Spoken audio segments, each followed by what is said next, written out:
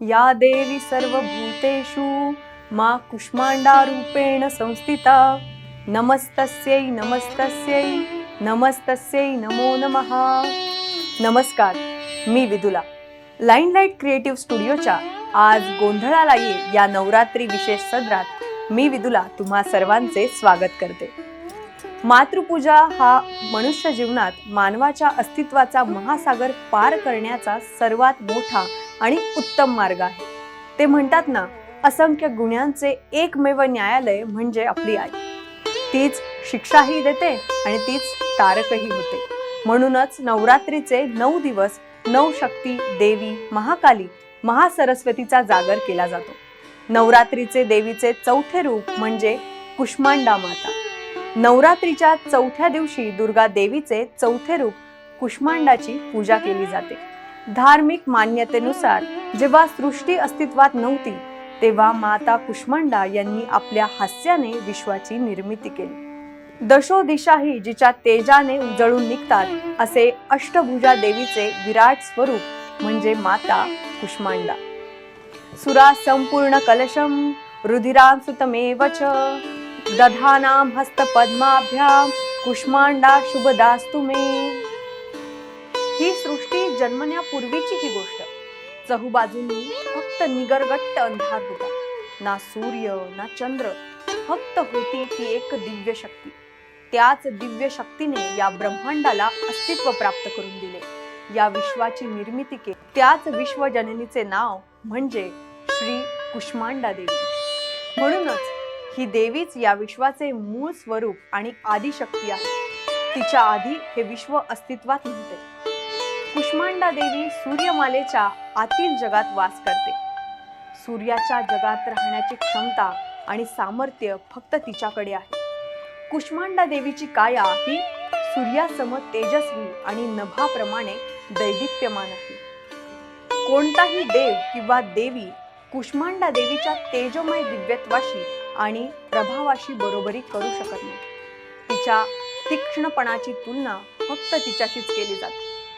देवीच्या तेजाने आणि प्रकाशाने सृष्टीतील दिशोदिशा उधळून निघतात। विश्वातील सर्व वस्तू आणि प्राण्यांमध्ये असलेले तेज ही कुष्मांडा देवीची कृपा आहे। कुष्मांडा देवीला 8 हात आहेत, त्यामुळे तिला अष्टभुजा देवी म्हणून देखील ओळखले जाते। तिच्या 7 हातांमध्ये अनुक्रमे कमंडलू, धनुष्य, बाण, कमळाचे फूल, अमृत कलश, चक्र आणि गदा आहेत। 8व्या हातात एक जपमाळ आहे, जी सर्व सिद्धी आणि संपत्ती प्रदान करते। देवी कुष्मांडा सिंहावर स्वार होऊन ब्रह्मांडात भ्रमण करत असते, त्यामुळे सिंह तिचे वाहन आहे। या देवीचा महिमा खूप अगाध आहे। कुष्मांडा मातेचे पूजन केल्याने भक्तांचे सर्व रोग दुःख नष्ट होतात। तिच्या भक्तीमुळे कीर्ती, शक्ती आणि आरोग्य निरोगी राहते। जर मनुष्याने खऱ्या अंतःकरणाने स्वतःला देवीला समर्पित केले तर त्याला अंतिम ध्येय सहज प्राप्त होते। अल्पसेवा आणि भोळी भक्ती केली तरीही कुष्मांडा माता प्रसन्न होते असा भक्तांचा विश्वास आहे। भारतात एक असे मंदिर आहे जिथे कुष्मांडा माता आहे। उत्तर प्रदेशातील सागर कानपूर दरम्यान घाटमपूर येथे हे मंदिर स्थित आहे। या मंदिरात कुष्मांडा माता निद्रा अवस्थेत विराजमान आहेत। देह स्वरूपात निद्रिस्त असलेल्या कुष्मांडा मातेच्या देहातून सतत पाणी झिरपत असते। अशी मान्यता आहे की हे पाणी पिल्याने अनेक आजार दूर होतात आणि मंदिराचा इतिहासही प्रभावशाली आहे। कुष्मांडा देवीचे हे मंदिर मराठा शैलीत बांधले आहे। तेथे साकारलेली शिल्पे 2ऱ्या ते 10व्या शतकातील असल्याचे पुरातत्व विभाग सांगतो। पौराणिक वाच्यतेनुसार कुडा नावाच्या गोरक्षकाची गाय तिचे दूध झाडीत टाकत असे। गाय रोजच आपले दूध तिथे नेऊन पाझरते। हे पाहून एके दिवशी कुडाने तेथे खोदकाम केले असता त्याला एक मूर्ती दिसली। खूप खोलवर खोदकाम करूनही त्या मूर्तीचा शेवट सापडेना। त्याने याच ठिकाणी मंदिर बांधले।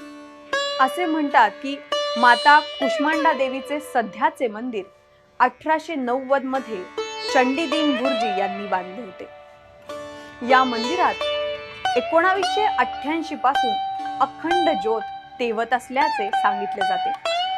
कुष्मांडा म्हणजे कोहळा. कोहळ्यात खूप बिया असतात आणि प्रत्येक बीमध्ये अनंत कोहळे निर्माण करण्याची क्षमता असते. कोहळ्याचे बीज हे पुनरुत्पादनाचे, निर्मितीचे आणि अनंत अस्तित्वाचे प्रतीक आहे. या ब्रह्मांडाची निर्मिती जणू कोहळ्याप्रमाणे झालेली आहे. कोहळ्याप्रमाणे कुष्मांडा मातेतच हे सारे विश्व सामावले आहे. ही देवीच आपल्याला निर्मितीची ऊर्जा देत असते आणि त्या ऊर्जेवरच आपण कार्यरत असतो. कुष्मांडा देवीची उपासना मनुष्याला सर्व दुःखांपासून मुक्त करते आणि त्याला सुख, समृद्धी आणि प्रगतीकडे परावृत्त करते. त्यामुळे ज्यांना आपली ऐकिक आणि आध्यात्मिक उन्नती हवी आहे त्यांनी कुष्मांडा देवीची उपासना करण्यासाठी सदैव तत्पर असले पाहिजे. सृष्टीचे मूळ स्वरूप असलेल्या कुष्मांडा मातेला आपण प्रार्थना करूयात की पृथ्वीवर हिरवळ कायम राहो. आपल्या प्रेमळ आईने आपल्या सर्वांना सुख, शांती आणि भरभराटीचे आयुष्य देऊ. पुन्हा भेटूयात उद्याच्या भागात आदी मायेच्या पाचव्या रूपाला गोंधळाला बोलवण्यासाठी. तोपर्यंत नमस्कार. कुष्मांडा देवीचा उदो उदो.